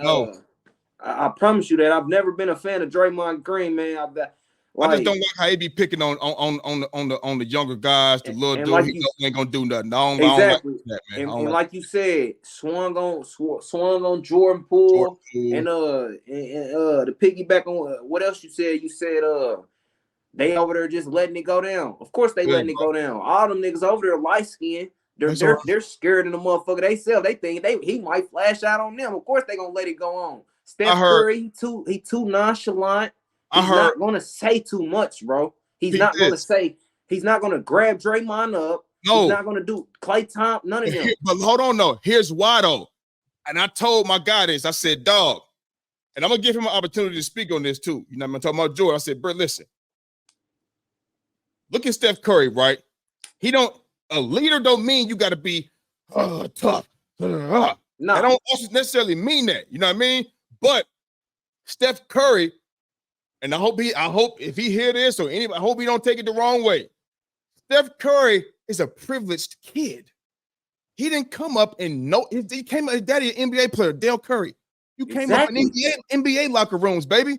Exactly. He probably has never been in a fight in a neighborhood in his life.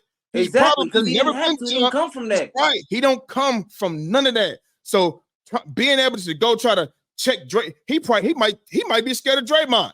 Draymond might be fooling him because I don't think Draymond like that. You know why? Because and I know, gorillas, I know gorillas. Niggas that's about that action. And the real ones don't parade around acting like that. Because they know shit could get ugly. It could get ugly, and it could go to a place, man, it could get ugly, bro. So he's just not a stand-up guy, you ask me, man. And I don't like dude. You just do too much for me, man. I don't like him either. Hey, I'm with you, big bro. I'm 100% backing you on this. I don't like nothing Draymond has going on. You run your mouth too much. You're not really balling. You're not a baller like that to be just hollering. You're dependent, man. You depend on everybody else to score, man. That's what I'm saying, bro. You're not just a baller. Great defensively, but passing them. Come on, man. It's plenty of people. AD can go do what he do. That's what I'm saying. Take your workload off of offense, and I need you to go set screens, get rebounds, pass it to the open man that's cutting, set a screen for Steph to get open, or wait for Steph to get open, wait for Clay to get open, and then when KD was there, wait for KD to get open. Whatever. Somebody slashes. So what? That's anybody. Dennis Rodman can do that shit. The AD, LeBron can do that shit. Take the offensive workload off LeBron. Hey, just go out there and play defense. Make the right pass, baby. Set screens. Come on, dog. He's a dependent. He need to be filed on Steph, Clay, and KD taxes for depending on their ass so fucking much. Fuck out of here, man. Straight up. Really Golden State need to go and part ways with Draymond and get somebody else in there. Time to go, man. It's time to go. Like I said, them light-skinned guys over there, man, I ain't. They both came up privileged. They both came up here to throw no shade. I ain't here to throw no shade on nobody for being none of that. But I'm just letting you know, like, because I can actually speak on it because I come from an environment where you had to, you know what I'm saying, whatever. Yeah, get busy. I come from that environment, and I don't have to know a man. I don't have to know you. Yes. I don't have to know you physically or personally to understand that you're not going to do certain stuff because you didn't come from certain stuff. Yep. I don't have to know you and be around you and actually spend time with you to know that and look and just know that. I know that about Steph Curry because, like you said, he came up around NBA stars just like Klay Thompson. Y'all all on if you go back, if you watch the series on Netflix, Jordan series, what's his series called? Last Dance. Steph Curry and Klay Thompson, they all through the videos when they was a kid. They got footage of them through the on the film in the Netflix series. Klay Thompson and Steph Curry is in the documentary film. You can see live footage of them around the players. So with that being said, they're not gonna bust a move, or they're not gonna take control or try to, you know what I'm saying, come after Draymond about his actions. Yeah, if that makes sense, big bro. It's just not built like that, man. It's just not. And that's why I'm at with that, man. Draymond, man, the things that he's doing is just foolish, man. It's getting old. It's getting very old, man. It's been old, bro. It's been old. And right now, it's getting very old, man. No. It ain't getting old. It's been old. It's been old. He needed his ass whooped. That's real talk. Facts. And I swear, if Shannon Sharp was on the show right now, he'd be agreeing 110%. Yeah. Because that's just the type of guy Shannon Sharp is. Like, yes, and I don't even know what he said, because like right now, like I don't watch the shows, you know what I mean, till after, I already got my notes down, you know what I mean, and or I already did the show, because I don't want them to try to, I want to match up what I say versus what they say. You know what I mean? Right. They already on TV. They already made it. They on TV. So I'm like, you know what? I ain't gonna watch the show until I already got, my shit down and ready. And I already did the show. So I didn't even get to hear because this happened last week. So I didn't even get to hear what happened, what Shannon Sharp said about the Draymond Green incident. But I know for damn sure he ain't going for it. Nah, he ain't going for it. He ain't going for it. Shannon, a lot of things can be said. But Shannon Sharp, he a real one, and he know right. He know right is right, wrong is wrong. Yep. He gonna speak on it. He ain't gonna bite his tongue. He ain't gonna sugarcoat nothing. He ain't gonna beat around the bush. He gonna give it to you straight, raw, uncut, and that's what I like about Shannon, because I'm the same type of way. Yes, you feel me? Bro. I'm not gonna be sugarcoating with no man. I'm not gonna be giving you a sob story. Nope. I'm not gonna be cutting corners with you, none of that. I'm gonna give it to you raw and uncut. Raw and uncut. Yes. Raw and uncut, man. Just like I'm telling you, man, Draymond, man, the things that he's doing, man, I'm telling you, man, like even outside of basketball, you're gonna find yourself walking down the street one day outside of basketball, and ain't nobody gonna wave 5 fingers to you, because that's how much that's how much people is not going to like you no more. You're just all you're doing is causing a lot of people not to like you anymore. You know what I'm saying? That's all you're doing. He may not care, but that's all right, man. It's all right. He's gonna care. I don't give him no cool points. I ain't got no respect for the guy, man. I just don't like how he operate, bro. But I don't either, bro. And I'm agree with you on that, and that's why I'm at with it. Bet. So, moving on back to the NFL. Tonight, we got Monday Night Football. My Philadelphia Eagles going out to the Pacific Northwest, playing the Seattle Seahawks tonight on Monday Night Football. Who wins that game? Let me know. Okay. Being that the Eagles have came off 2 losses back-to-back. 2 losses back-to-back. They're still a favorite in this spot. Coming off of two losses back-to-back, they're still favored at a 3-point favorite. Me personally, I'm going to say this game is going to be closer than what people think it is, but I believe that the Eagles do they get their shit together this game and they get the dub. And this is why I'm going to tell you, and this is why I'm going to say this game is going to be closer than what people think. They're already calling a 3-point game for 1. They're calling a 3-point game for 1, and for 2, the injuries that I came across today. Yep. Jalen Hurts, questionable. Geno Smith, questionable. Yeah. No Devin Witherspoon. Devin Witherspoon, questionable. Jamal Adams, questionable. Darius Slate out. Zach Cunningham out. You got a lot of injuries in this game that's gonna play a big part. Seattle, they're gonna have more success because you're gonna get the matchup that they want. DK Metcalf on James Bradbury, or you can get Tyler Lockett on James Bradbury. Either way, they win that matchup. They're gonna be able to score tonight. I believe that this is gonna be I think it's gonna be a high scoring game. It's gonna be more scoring tonight. Eagles gonna score the ball more tonight. It's not gonna be like last week or the week before. I promise you that.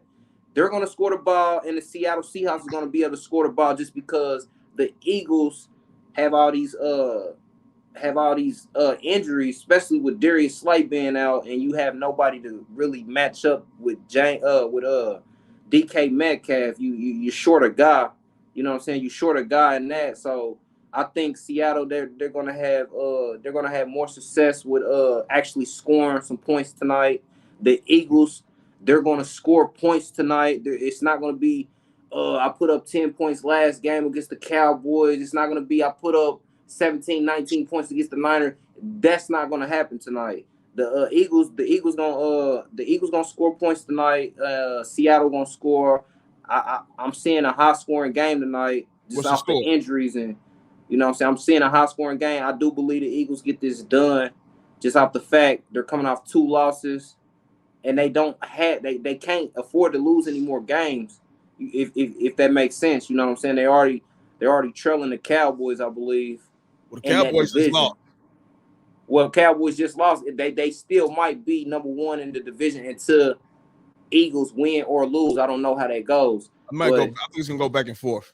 Okay, so with that being said, the Eagles can't afford to lose no more games, and they really had the easiest schedule going on from for the rest of the season. They have an easier schedule. They can't afford to lose no more games if they want to stay in first place in the NFC North over there. NFC East, yeah, excuse me. The NFC East over there with the Cowboys over there. They want to stay in front of them, so they can't afford to lose anymore. They're actually in a good spot to get a dub against a banged up Seattle team. They might be without Geno Smith. And I'm gonna tell you straight up, even with Jalen Hurts out, I'm still gonna take the Eagles because Marcus Mariota can get it done. I seen him get it done in Atlanta. I seen him get it done a few times. I believe that's our backup quarterback, if I'm not mistaken. Yeah, correct me if I'm wrong. That's him. Even if Jalen Hurts is questionable to play in this game and he does not play, I'm still taking the Philadelphia Eagles just off the fact Marcus Mariota is better than Drew Lock, flat out. Okay. What's the score? Maybe I'm wrong, and maybe a lot of people disagree. Cool. That's neither here nor there. What's the score? I don't believe that the Seattle Seahawks is going. There we go. I'm still here, big bro. Can you hear me? Yep, I'm with you. Yep, let's go. I just don't believe that the Seahawks have a winning chance without Geno Smith. And that's just my God honest truth. And like I said, they missing guys in the secondary. Devin Witherspoon, Jamal Adams, these guys is questionable. Both them guys they're playmakers in the secondary, especially Devin Witherspoon. He's having a good rookie season. They can use him. I know they can use him tonight. But I'm going to say the Eagles go ahead and edge the Seattle Seahawks just off the fact the injuries and that the Eagles is on the bounce back. They down 2 games and it's time to redeem themselves. It's time to start getting back winning. They need to win out. So I got Eagles winning this game. I actually got Eagles covering the 3 points. I really feel like the Eagles is going to win this game by at least a touchdown or more, actually. Right. But I do feel like it's gonna be a little bit more scoring tonight. Eagles will score the ball tonight. I promise you that. It's not gonna be last week. I'm telling you, it's not gonna be last week where you seen 10 points out of these people. It's not gonna be that. Well, I promise you that. I'll tell you what. It will be that if they fumble the ball 3 times. It will be that if Devontae Smith go out there and drop a fucking touchdown. It will be that if AJ Brown go out there and drop a pass to drop it right in the fucking bucket. It will be that. Yeah. You understand? It could be that. It could be that. You get in scoring position and you want to fumble like against the Cowboys last week and shit. It will be that. You understand what I'm saying? So, yeah. But I think we win this game tonight. You know what I mean? And what I'm hearing is that, like you said, Jalen Hurts is questionable still. Like even still right now because he ain't been with the team. He's been sick. You know what I mean? So he didn't even fly on the team plane. He didn't even fly on the team plane. He was on the private jet. You know what I mean? So they didn't want to get everybody else sick. But my thing is this, nigga, don't y'all know he gonna be in the locker room?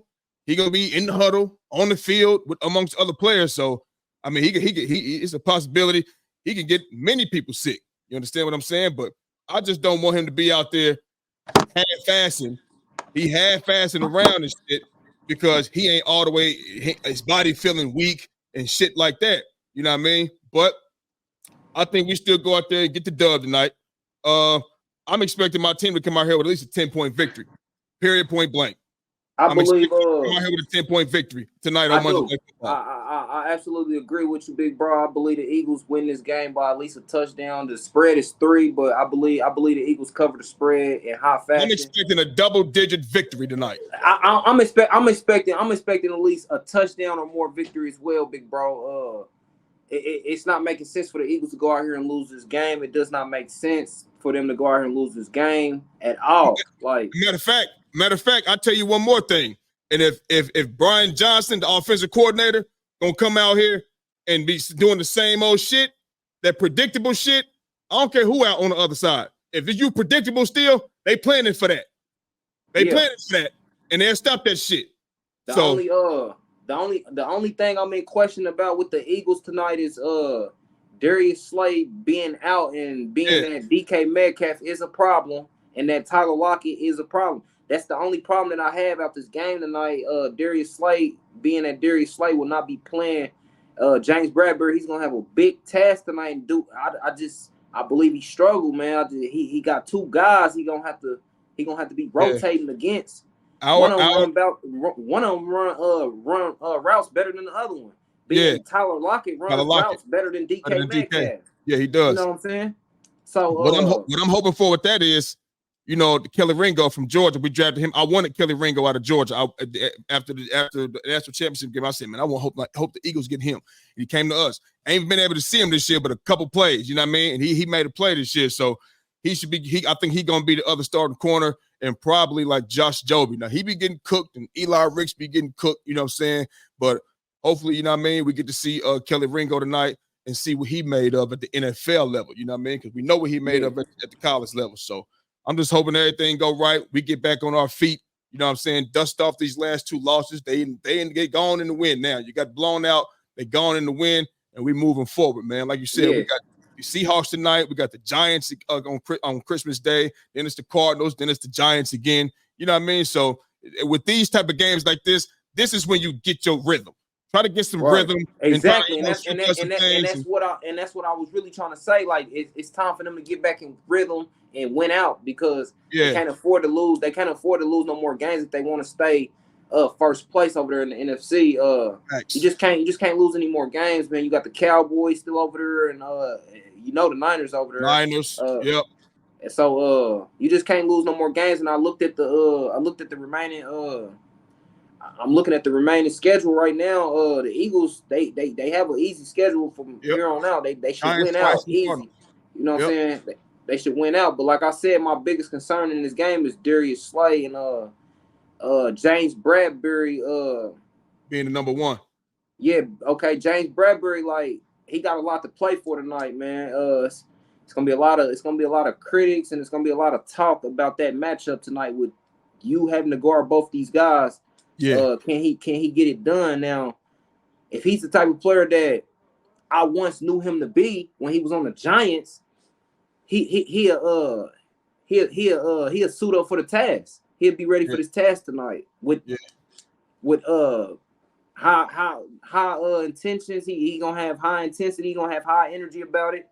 Mm-hmm. But if not, if we get the same James Bradbury we've been getting, he's gonna fold up. He's gonna crumble. He's gonna let the adversity get to him. I think they where they at in Seattle. 12th man. They got the loudest stadium in the league. If that type of crowd noise get to him, Seattle's gonna be in position to score points, and that's what it's looking like to me, big bro. But do they win the game? No, they don't win the game because Seattle defense is suspect. Can't stop the run. DeAndre Swift should have a big game on the ground. They better hand him the damn ball and stop trying to drop back 45 against a team like pounds. Against a team like this, and I don't even coach, but I coach. I can coach. I know the game I played. In a game like this, it's in your best interest to run the football down Seattle throat because they have not stopped the run. They have not stopped the run against nobody. And then you got a running back like DeAndre Swift who can get that done for you. So I believe DeAndre Swift has a big game tonight. He's gonna have a big game tonight on them. I truly believe. I believe Dallas Goedert will have a big game on them. They're gonna be so focused on trying to stop AJ Brown and D. He's gonna be wide open. Watch what I tell you. He's gonna be wide open. Yep. And he's gonna have a big game. And DeAndre Swift. I got Dallas Goedert and DeAndre Swift getting off in this game tonight, man. I just don't see an answer for Seattle with them two guys. Now they might have an answer for AJ Brown and Devontae Smith. Maybe, I doubt it, but you're gonna leave them two guys to get off, which is Dallas Goedert and DeAndre Swift. Man, I just don't see Seattle stopping the run like that. I don't really see them stopping the run at all. I'm looking for tonight to be in domination form. That's what I'm saying. That's what I'm looking for tonight. You understand? I'm looking for this game. Just, you know what? We lost 2 straight. We about to get back on track with these motherfuckers for real. Period. And that's what period. Being that they made Matt Patricia that's what they're looking forward to do. I'm telling you what I know, not what I heard. Different intensity on defense, a want to, you know what I'm saying? We know, okay, we got to step up more now. D. Slay, he gone. Zach Kenningham gone. All right, cool. We got to step up more. Shaq Leonard, he's gonna have a bigger role tonight. He got his feet wet last week. He gonna be all in that motherfucker tonight. You know what I'm saying? So come out here and get a dub and let's move the fuck on, man. Move the fuck on. They should be good. I think Jalen Hurts, he's questionable because of some type of illness. He should be able to play. But like I said, Marcus Mariota could get it done if Jalen Hurts does not play. And I truly believe that. I'm going to stand on that. I hope so. Yeah, I'm going to stand on that. But remember what I said, big bro? Dallas Goedert and DeAndre I know about DG. That's my guy. I love him. He's a big playmaker for us, man. He's very much needed for us, dog. Yeah. So because, like I said, big bro, they're gonna be so worried about AJ Brown and Devontae Smith. They're gonna be so worried about them. Dallas Goedert's gonna be wide open. Yep. He's gonna be wide open, and he'll have 5 to 6 catches. He might even have a touchdown. I know for a fact DeAndre Swift gonna have more. He's gonna go over his rushing yards. He's gonna score a touchdown. That's just what I see, man. Them two guys right there is what I see. I see them two guys sparking this team up. DeAndre Swift, he's gonna be electrifying tonight. I guarantee it. I guarantee he's gonna come to play tonight. He's going to come to play tonight. I've been telling people for years that he was gonna be a game changer in the NFL when he was at Georgia, and everybody wanted to talk about Najee Harris. I don't have nothing against Najee Harris, but I was telling people that DeAndre Swift was gonna have a better career than him when DeAndre Swift was at Georgia and Najee Harris was at Alabama. That's neither here nor there. But like I said, I've been backing DeAndre Swift, and I believe he has a big game tonight, man. I promise you that. I really do believe he has a big game tonight, man. I don't see them stopping him like that. I don't see them stopping the run.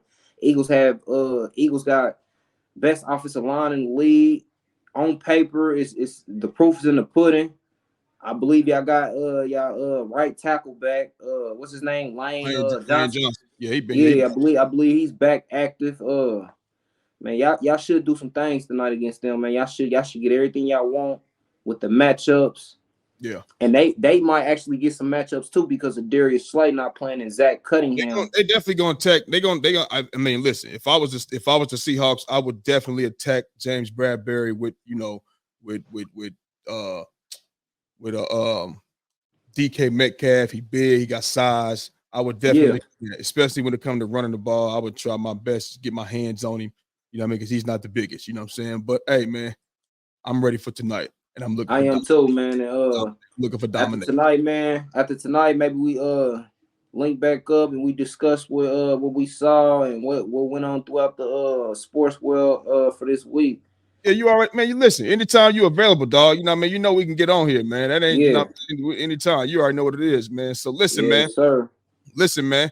For the ones who's watching on YouTube, I thank you, love you, and appreciate you. For the ones that's listening on Apple Podcasts, Google Podcasts, or Spotify, much love, and I appreciate you too.